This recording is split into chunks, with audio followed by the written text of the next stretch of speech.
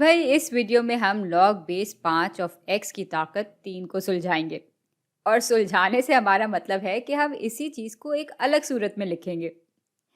अच्छा, इसको देखते साथ ही ना मुझे एक लॉगरिथम प्रॉपर्टी याद आई जिसको हम यहाँ पे इस्तेमाल कर सकते हैं।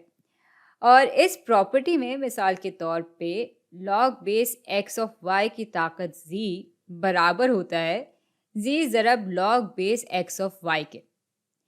अच्छा, इसमें असल में हो ये रहा है कि अगर हमारे पास log base x of y की ताकत 3 मौजूद है, तो हम इसकी ताकत को यूँ नीचे लाकर आराम से इसको बकाया चीज़ से ज़रब दे सकते हैं।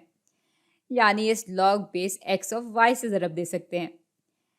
तो जब इस प्रॉपर्टी को हम यहाँ इस्तेमाल करेंगे, तो ये ताकत यूँ नीचे आ जाएगी और फिर हम 3 को ज़रब दे रहे होंगे लॉग बेस 5 ऑफ x से। और बस यूँ हमने इसी चीज़ को इस मुख्तलिफ अंदाज में लिख लिया है।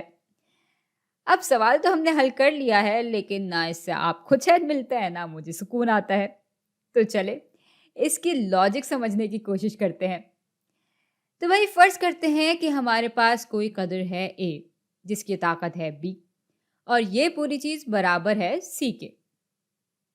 तो ये पूरी चीज़ अभी एक्सपोनेंट फॉर्म में लिखी हुई है और अब ज़रा इसको लॉगरिथम फॉर्म में लेकर आते हैं।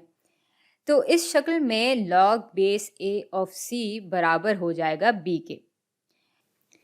यानी a की ताकत हमें b जितनी बढ़ानी होगी ताकि वो बराबर हो जाए c के।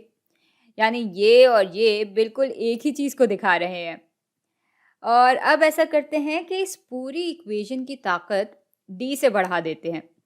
तो ये हो जाएगा a की ताकत b की ताकत d और ये बराबर होगा c की ताकत d के।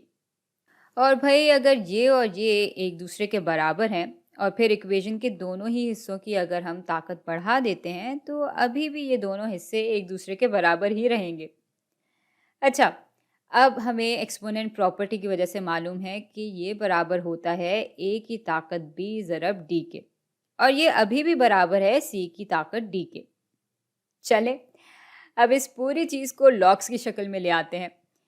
ये हो जाएगा log base a of c की ताकत d जो कि बराबर होगा b ज़रब d के।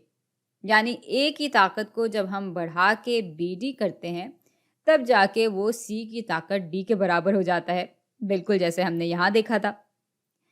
अच्छा, अब हमें ये भी मालूम है कि b बराबर है log base a of c के। तो इस b की जगह हम ये पूरी चीज़ भी लिख सकते हैं। और अब log base a of c की ताकत d बराबर होगी, अच्छा इस d को ना पहले लिख लेते हैं और b की जगह आ जाएगा log base a of c। तो भाई ये इस प्रॉपर्टी के पीछे का लॉजिक था और इसी लॉजिक के ज़रिए हम इस एक्सप्रेशन को इस शक्ल में लिख सके हैं।